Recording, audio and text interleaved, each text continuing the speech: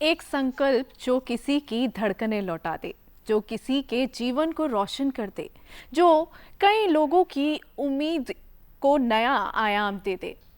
एक अगर ऐसा संकल्प हो तो उसको हम दुनिया का सबसे बड़ा, मानवता का सबसे बड़ा तोहफा कहेंगे। ऑर्गन डोनेशन यानी अंगदान ऐसा ही तोहफा है। आज हम ऑर्गन डोनेशन को लेकर खास चर्चा करेंगे, जिसके लिए हमारे साथ एक विशेष अतिथि मौजूद है। आइए उनका स्वागत करते हैं। हमारे साथ है मिस्टर नरेश वर्मा। नमस्कार, आपका स्वागत है। आप हैं national coordinator of organ donation awareness, Rotary International. Naresh ji, अगर हम मानव की बात करें तो कौन कौन से ऑर्गन्स डोनेट किए जा सकते हैं और क्यों ज़रूरी है ऑर्गन डोनेशन? सबसे पहले तो मैं ज़िक्र करूंगा कि ज़रूरी क्यों है।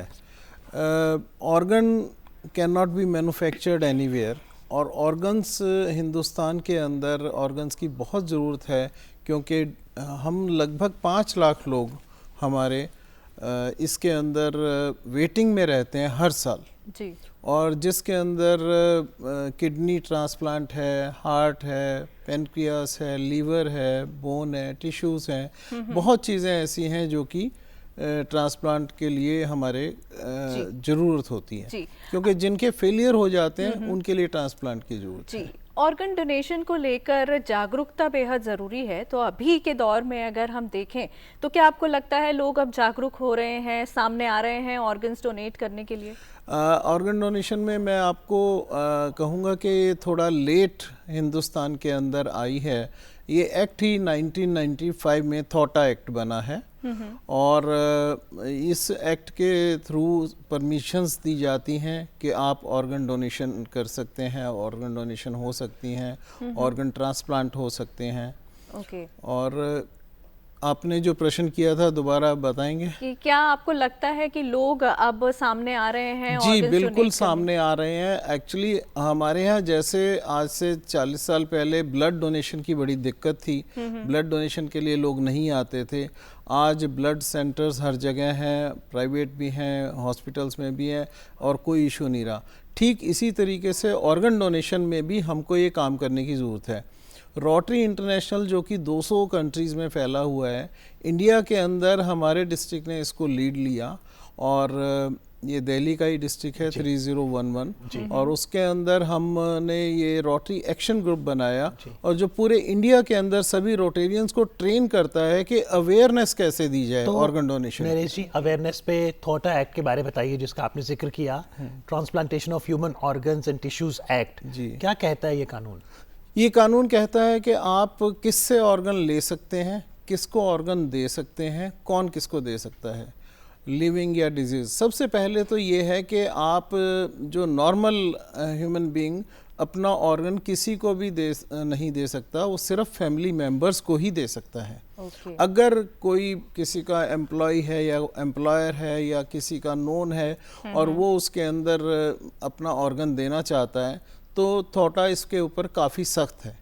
आपको उसकी रीजनिंग, उसके सब, और फिर उसकी कोर्ट से एक परमिशन लेनी पड़ती है, जो कि बहुत ही मुश्किल है। बट ब्लड रिलेशन में father, brother, sister, mother, grandfather, grand children, but वो एज उनकी 18 प्लस होनी चाहिए, उनसे आप ले सकते हैं। एक और इसके अंदर है, सपोज आपको ऑर्गन की जरूरत है, मेरे को भी जरूरत है, तो हमारे जो डोनर्स हैं, हमारा टिश्यू मैच नहीं करता या ब्लड ग्रुप मैच नहीं करता, तो हम स्वैप कर देते हैं। स्वैप की परमिशन इजीली मिल जाती है।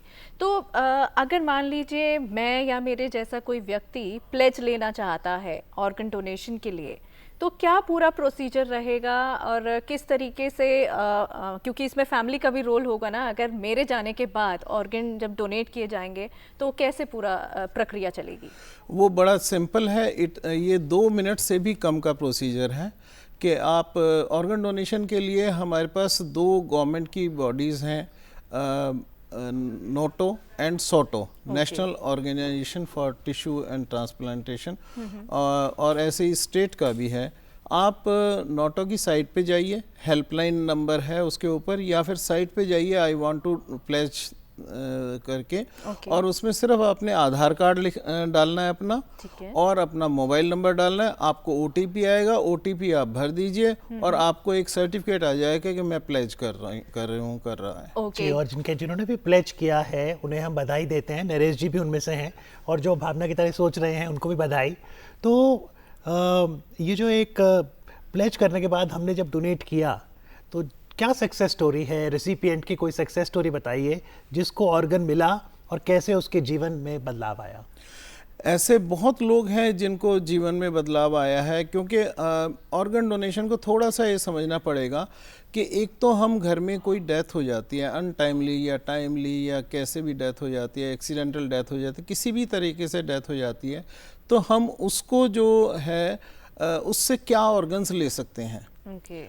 उससे हम आइज़ का कॉर्निया ले सकते हैं, उससे हम पेनक्रियास का पार्ट ले सकते हैं, लीवर का पार्ट ले सकते हैं, और बोन और स्किन भी टिश्यूज ले सकते हैं। जी, स्किन। पर ये जब डोनेट हुए, रेसिपिएंट का बताइए, उसके भाव, उसके इमोशंस कैसे होंगे सक्सेसफुल ट्रांसप्लांटेशन? रेसिपिएंट के तो अभी मेरे एक दोस्त हैं, तो उन्होंने भी ऐसे ही रजिस्टर कराया था, तो उनका नंबर काफ़ी तकरीबन 4 साल लग गए उनको आने में। उनकी वाइफ को ये प्रॉब्लम थी, और फिर उनको बोला गया कि आपको विदिन 4 आवर्स आपको हॉस्पिटल के आसपास रहना पड़ेगा आपको। तो फिर वो उस पर्टिकुलर सिटी में गए जहां उन्होंने रजिस्टर करा रखा था। ओके। और वहाँ पे हॉस्पिटल के पास ही रहे वो। तकरीबन 6 से 8 महीने बाद उनको वो किडनी मिली। Okay. और किडनी उनकी मैच करी। मैच करने के बाद उनको मिली, और उनकी लाइफ में मैंने उमंग देखी है और सब चीज़ देखी है। वेरी नाइस, बहुत बढ़िया। लेकिन इसमें एक चीज़ बहुत इंपॉर्टेंट है नरेश जी, कि जब आपके पास डोनर है और आपने रेसिपिएंट को देना है और समय से ऑर्गन पहुंचे, इसके लिए ग्रीन कॉरिडोर का जो कॉन्सेप्ट है। जी, सबसे पहले तो ऑर्गन्स कितने घंटे तक बॉडी से निकालने के बाद रहते हैं। जब हम कुछ ब्रेन स्टेम डेथ होती हैं, ब्रेन स्टेम डेथ हम उस केस में बोलते हैं जिन की डॉक्टर डिक्लेयर कर देते हैं कि इनके ऑर्गन्स आर्टिफिशियल पे चल रहे हैं, brain is not working, that is why bodies. उसके लिए एक प्रोसीजर होता है कि 3 डॉक्टर्स बैठते हैं डिफरेंट फील्ड के, और फिर वो उसको फाइनल करते हैं, और वो 6-6 घंटे बाद 2 बार रिपोर्ट बनाते हैं। वो ऑर्गन्स लेके हम जनरली क्या करते हैं कि उसको फिर हम कॉरिडोर से, ग्रीन कॉरिडोर से भेजते हैं, जहाँ भी रेसिपिएंट जिससे मैच कर जाता है। Okay. तो कुछ ऑर्गन्स हैं 2-4 घंटे से 6 घंटे में आप चले जाते हैं। कुछ की लाइफ होती है 24 घंटे, कुछ की लाइफ होती है कुछ ज़्यादा सबसे ज़्यादा जो लाइफ होती है वो 5 साल होती है स्किन में। ओके। और सबसे कम तो हार्ट की होती है। इसलिए ग्रीन कॉरिडोर की अहमियत है कि यातायात ना हो और आप फटाफट पहुंच जाएं। जी जी जी, ग्रीन कॉरिडोर में गवर्नमेंट बड़ी हेल्पफुल है। इंडिया में बहुत एग्जाम्पल हो रहे हैं, बहुत हो रहे हैं। मैं आपको एक जिक्र करना चाहूँगा कि एम्स ऋषिकेश के अंदर लगभग 600 के करीब आइस डोनेट हो चुकी हैं। और वो ग्रीन कॉरिडोर से उसमें से 500 से ज़्यादा इंस्टॉल भी हो चुकी हैं, 500 से ज़्यादा लोगों को रोशनी भी मिल चुकी है। और को बेंगलोर भी गई हैं, बॉम्बे भी गई हैं, और पूरे इंडिया के डिफरेंट पार्ट्स में जा रही हैं। ये सच में काबिले तारीफ बात है। पर यहाँ पर सवाल मेरा ये है आपसे कि मान लीजिए किसी ने ऑर्गन डोनेट कर दिए हैं जी, अब उसके जाने के बाद फैमिली है जो उसको टेक ओवर बॉडी का ख्याल रखेगी, और फैमिली की रिस्पॉन्सिबिलिटी बन जाती है कि वो बॉडी टाइमली पहुंच जाए। तो किस तरीके से उस टाइम पे पूरा प्रोसीजर रहता है और कहाँ जाना है ताकि ऑर्गन डोनेट हो सके? ये एक मिथ है, इसको मैं क्लियर कर देना चाहता हूँ। हाँ जी। ऑर्गन डोनेशन, आप हमारी रोटरी की साइट पे भी एक कोड बना हुआ है, आप उसको स्कैन करके भी कर सकते हैं, उसमें भी कर सकते हैं। एक सर्टिफिकेट जनरेट होता है। उस सर्टिफिकेट को आप अपने घर में हैंग कीजिए, आप अपने सोशल सर्कल में बताइए कि मैंने किया है। बट इन केस आपके साथ कोई बात हो जाती है तो आपकी फैमिली मेंबर्स के कॉन्सेंट के बिना आपका कोई ऑर्गन नहीं लिया जाता। तो उनका कॉन्सेंट जरूरी है? है। उनका कॉन्सेंट बहुत ज़रूरी है। चाहे वो हॉस्पिटल में डिजीज हो, चाहे वो घर में डिजीज हो, उसका कॉन्सेंट बहुत जरूरी है। ऐसा नहीं है आपने प्लेज कर दिया है तो गवर्नमेंट आपके ऑर्गन निकाल के ले जाएगी। तो जब मैंने प्लेज किया, मान लीजिए मैंने प्लेज किया, तो मेरी फैमिली में से किसी मेंबर को उस टाइम पे एज अ विटनेस वहाँ पे साइन करना पड़ेगा कुछ वो हल्का सा documentation करना डॉक्यूमेंटेशन होता है, कोई ज़्यादा बड़ा उसका प्रोसीजर नहीं है। जनरली आइज काफ़ी लोग डोनेट करते हैं Okay. जनरली, क्योंकि ब्लडलेस प्रोसीजर होता है और 15 से 20 मिनट का टाइम लगता है। तो अगर वो सब घर के कॉन्सेंट देते हैं तो वो नज़दीक के किसी भी आई बैंक से वो टीम आ जाती है अच्छा। और वो ये प्रोसीजर कर देती तो है। यानी टीम घर पर आएगी जी, हमें कहीं नहीं लेकर जाना आपको नहीं है। अगर हॉस्पिटल में है तो हॉस्पिटल में वो सुविधा होती है जनरली। जी नरेश जी, आप तो बहुत मोटिवेट करते हैं अंगदान, जीवन दान, महादान, तो चलते चलते कैसे जागृत करेंगे ताकि ऑर्गन डोनेशन के प्रति अवेयरनेस और बढ़े? मैं इसमें ये कहना चाहूँगा सभी दर्शकों को, सभी देशवासियों को कि हम ऑर्गन डोनेशन में बहुत पीछे हैं अभी। जो बाहर के कंट्रीज़ हैं वहाँ पे अवेयरनेस बहुत ज़्यादा है। ऑर्गन देने से आपकी बॉडी डिफॉर्म नहीं होती है, ऑर्गन देने से या स्किन देने से भी डिफॉर्म नहीं होती है।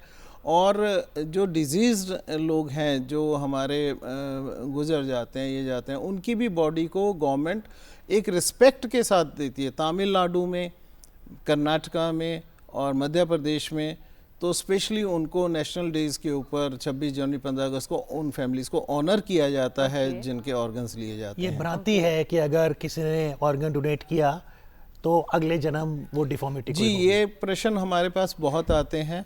ऐसा कुछ भी नहीं है। It is a physical body. Soul को तो हम मान सकते हैं आगे जाता है, बट फिजिकल बॉडी अगर आपके किसी भी काम किसी के आ जाती है तो ये आपको अपने परिवार को स्ट्रेंथ देती है और समाज में ये चीज़ें मैन्युफैक्चर तो हो नहीं सकती। जैसे हम ब्लड देते हैं, सिंपल यही बात है उसके अंदर और भी। कौन से मिथ्स हैं? और बहुत सारे मिथ्स हैं, कुछ धर्मों के मिथ्स भी हैं, कुछ ऐसे भी हैं कि भाई सबसे बड़ा मिथ एक ये है कि अगर आप डोनर हैं या रेसिपेंट हैं तो आप लाइफ में जैसे लेडीज़ हैं तो प्रेगनेंसी नहीं कर सकते। ऐसा कोई नहीं है। You are fit for healthy activities. तो ऐसे मिथ्स को दूर करने के लिए क्या स्पेशल कुछ कैंप्स लगाई जाती नहीं, हैं? मैं कोई काउंसलिंग कैंप सेशंस से होते हैं? बाद में पहले एक और आपको इंटरेस्टिंग सूचना दूं। 2025 में ओलंपिक गेम्स हुए थे पूरे वर्ल्ड में। उसके अंदर हमारे यहाँ से 57 पार्टिसिपेंट्स गए थे जो ऑर्गन डोनर या रेसिपेंट्स थे, and they won 65 medals. Wow. तो आप ये समझिए कि ऑर्गन डोनेशन से आपका या लेने से आपकी फिजिक पे, आपकी फिजिकल एक्टिविटी पे, मेंटल एक्टिविटी पे कोई भी फर्क नहीं पड़ता। Anonymous रखा जाता है कि डोनेशन कहाँ से आया है। ये एनोनिमस रहता Anonymous है। जनरली आप अगर फैमिली में देते हैं तो वो तो पता रहता है, अदरवाइज आपका किसी को भी नहीं बताया जाता। ये एक्ट में प्रोविजन है। लेकिन हम सबको बताना चाहिए एक दूसरे को कि ऑर्गन डोनेशन से कैसे आप मानवता के लिए योगदान दे रहे हैं। आज कार्यक्रम में आके चर्चा करने के लिए नरेश जी आपका बहुत बहुत आभार। Thank you very much. Thank you.